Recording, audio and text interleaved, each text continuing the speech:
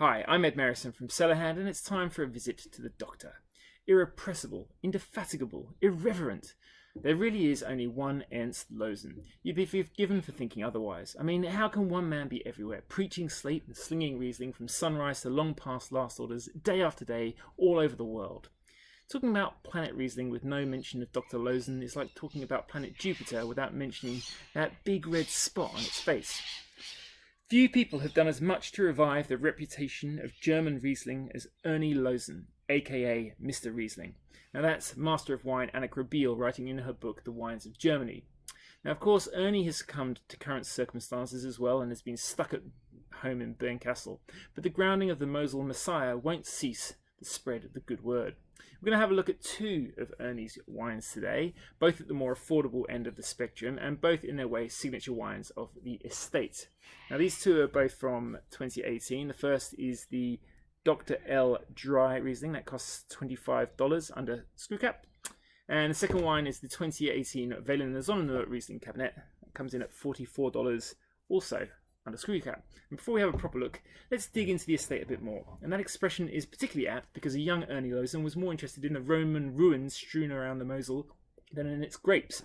He was heading towards a career in archaeology when fate turned him away from fragmented amphorae and towards the foeder of his forebears. The Dr. Loosen estate has been in the same family for more than 200 years, but its modern fame is built on the endeavours of this extraordinary man who took the reins in 1988. To meet him, you'd say he was born to play the role of globe-trotting Riesling raconteur, but he in fact fell into the wine game when it was time for the generational baton to be passed on, and none of his siblings shot out a hand. Now, as a person with no off switch, Ernie seized said baton and hasn't stopped running since. His archaeological background stood him in good stead though. A deep respect for history led him to learn from other wine cultures and also to appreciate the wealth of tradition on his doorstep. In particular, he recognised early on that there was plenty of unrealised potential at the estate.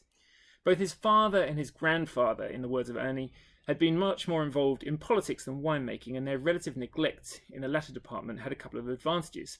While more conscientious predecessors might have replanted, or more cautious ones ripped out Riesling when the 60s and 70s trend was to ditch the noble grape in favour of something easier to ripen but less pleasant to drink, Ernie inherited a domain comprising solely Riesling vines, many of which were more than 100 years old.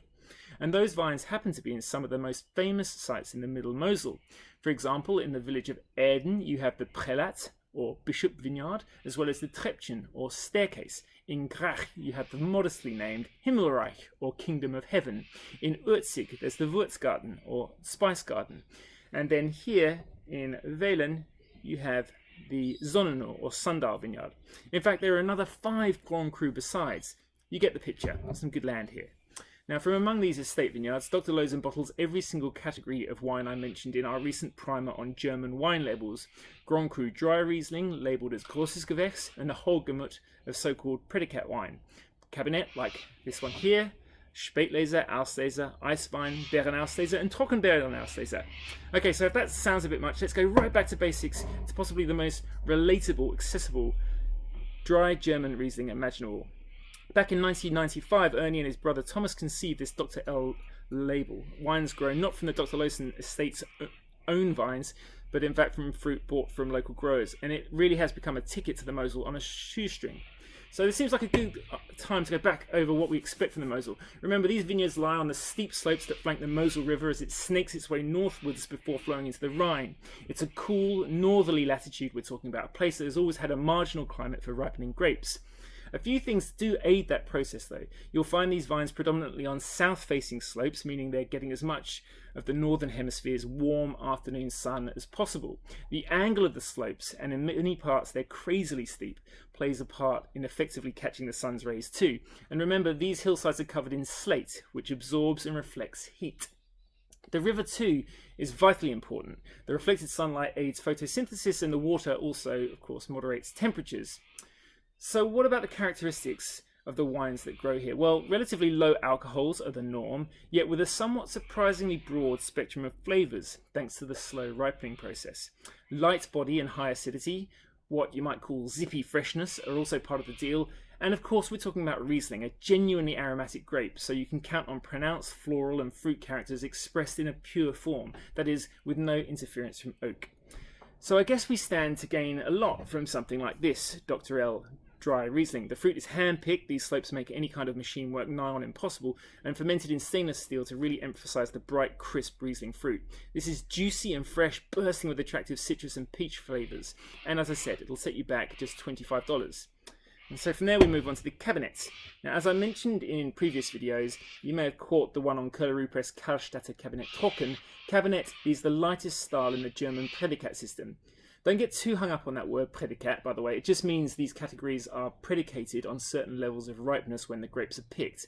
And Kabinett wines have the lowest minimum levels of sugar ripeness, ergo the lowest alcohol and lightest body. Now, where that Kellerpress Kabinett wine from the Pfalz was trocken or dry, this one here is what you'd expect from a typical Mosel Kabinett. It has a good dose of natural grape sugar left unfermented in the finished wine. And what that means is lower alcohol, this wine is just 9%, and more residual sweetness to balance the bracing acidity.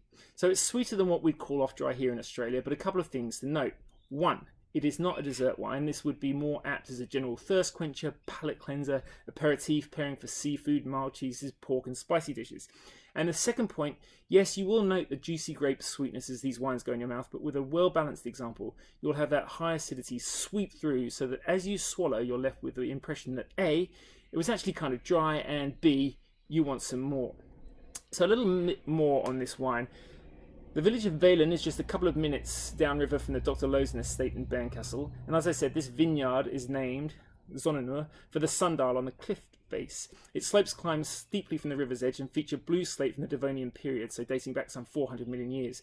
And blue slate is generally regarded as yielding particularly delicate, elegant wines. Like a ballerina, Ernie says of Sonnenuhr, they make a strong statement while dancing gracefully. Now, I don't know how well you can see it, but this here is a tiny fragment of this blue slate. Very fine layers, but it's very tough. So fruit for the Wehlener Sonnenuhr Kabinett comes from vines with an average age of 60 years. And once again, it's selectively harvested by hand. Remember, the pickers here are looking for healthy, just ripe berries for the Kabinett wine. The grapes are fermented in a mixture of stainless steel and traditional seasoned oak casks. That's just to let the wine breathe. You won't get any oaky flavours here.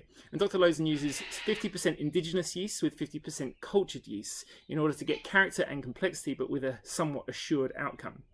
Now, sure enough, the aromas here you get include lime blossom, apple, white peach, grapefruit with a sense of stoniness. But more than flavour, this is about sensation. This is a cool, tingly and stony wine in the mouth, very pure and energetic with a live, light body, and the finish is long and gentle with effortless balance. The word Moorish gets bandied around a lot in the wine world, but there are a few things more Moorish than this. So for more details on the wines of Dr. Loosen or any estate in the CellarHand portfolio, please go to our website, that's cellarhand.store, or feel free to send us a direct message at CellarHand Wine or to me at Van Merrison. But in the meantime, please stay safe and drink responsibly and discerningly, and thank you as always for listening.